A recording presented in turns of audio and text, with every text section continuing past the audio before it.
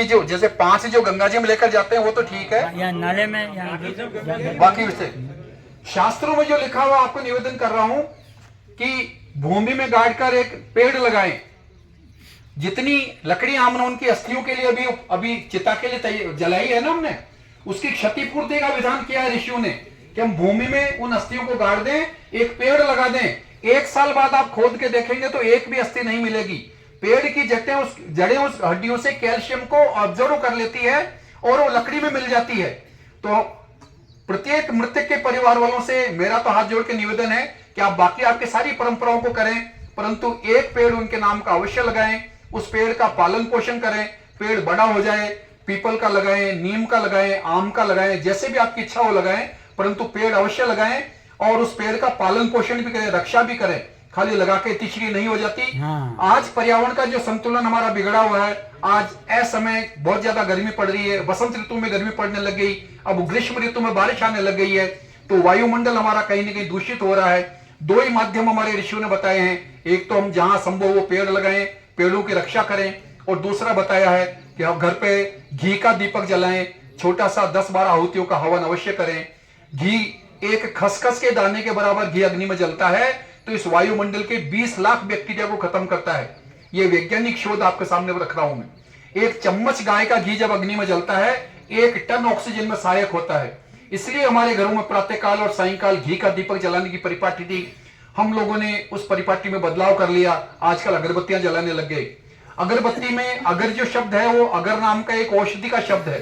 अगर नाम की औषधि को हम जलाते हैं तो उससे खुशबू निकलती है। आजकल अगर से तो बनती नहीं है, खुशबू देने लगे ये केमिकल की। लकड़ी जो उपयोग करने लगे, बांस की लकड़ी जलाना हमारे धर्मशास्त्रों में निषिद्ध है। बांस की लकड़ी जलती है तो उससे लेड निकलता है, और लेड जो निकलता है हमारे जो श्वसन तंत्र है उसको प्रभावित करता है, उसको कमजोर करता है। सांस की बीमारियां, दमे की बीमारियां ये उसके कारण होती है कि बांस का धुआं अगर हमारे शरीर में जाएगा तो ये बीमारियां अवश्य होगी। तो अगरबत्ती का जलाना हम बंद करें, घी का दीपक जलाएं, और कम से कम पहले तो माताएं चूल्हे पर रोटी बनाती थी, आपने भी देखा होगा, कुछ अंगारे निकालकर थोड़ा धूप करती थी, देखा होगा आप लोगों ने भी। चूल्हे में से कुछ अंगारे निकालते थे, वो थोड़ा धूप करते थे। आजकल चूल्हा तो हमारा लगभग बंद हो गया, तो हम थोड़े से छाने जलाकर, ये क्या बोलते हैं आप उनको, कंडे जलाकर, कभी भी किसी भी तिथि को जो आपको अच्छा लगे, दूज का करें, पंचमी का करें, अष्टमी का करें, नवमी को करें, 8-10 चम्मच घी जरूर गायत्री मंत्र बोल के ही आप दे दें तो आपका शुद्धिकरण हो जाता है, घर की शुद्धि हो जाती है और नित्य कर्म हो जाता है। एक आचार्य से पूछा एक शिष्य ने कि हम अग्निहोत्र नहीं करें तो क्या हमें पाप लगेगा?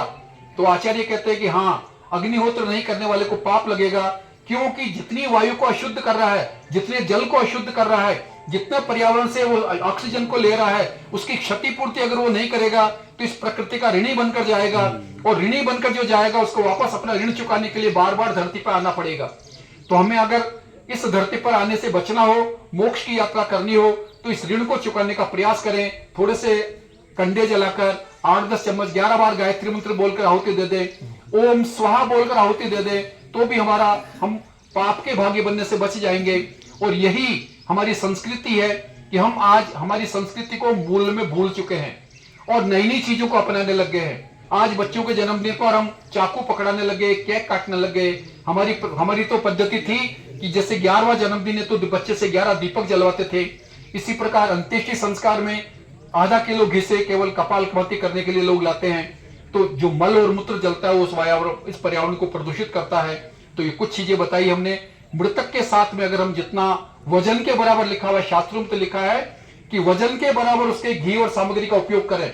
और रिश्तेदार आज जो कपड़े लाते हैं, आप पाग लेकर आए हो, शॉल लेकर आए हो, और भी कोई वस्त्र लेकर आए हो, उनका कोई उपयोग नहीं है। अच्छा हो आप 1 किलो हवन सामग्री लेकर आते, अच्छा हो आप आधा किलो घी लेकर आते, नारियल लाना भी अच्छी बात है। तो इन चीजों की प्रथा हमारे समाज में प्रारंभ करो, ताकि प्रकृति का संतुलन जो हमारा आज असंतुलित हो रहा है उसका संतुलन बने, और बेमौसम जो हम प्रकृति की मार खाते हैं इससे हमारा बचाव हो। छोटी छोटी चीजों को हम समाज में लागू करेंगे, उसका बहुत अधिक फल मिलेगा। कितना फल मिलता है? तो याज्ञवल्क्य ऋषि लिखते हैं 1 चम्मच अग्नि में जलती है, अग्नि की कैपेसिटी उसकी क्वालिटी और क्वांटिटी दोनों को बढ़ाकर 700 चम्मच में कन्वर्ट कर देती है। ऐसा विज्ञान अग्निहोत्र के अलावा और कहीं नहीं है। हम 1 चम्मच दे रहे हैं और इस प्रकृति को कितना मिल रहा है? 700 चम्मच मिल रहा है। तो 700 चम्मच के बराबर पुण्य हम हमारे जीवन में अर्जित कर लेते हैं अगर हम 1 चम्मच घी का भी होम करते हैं, धूप करते हैं।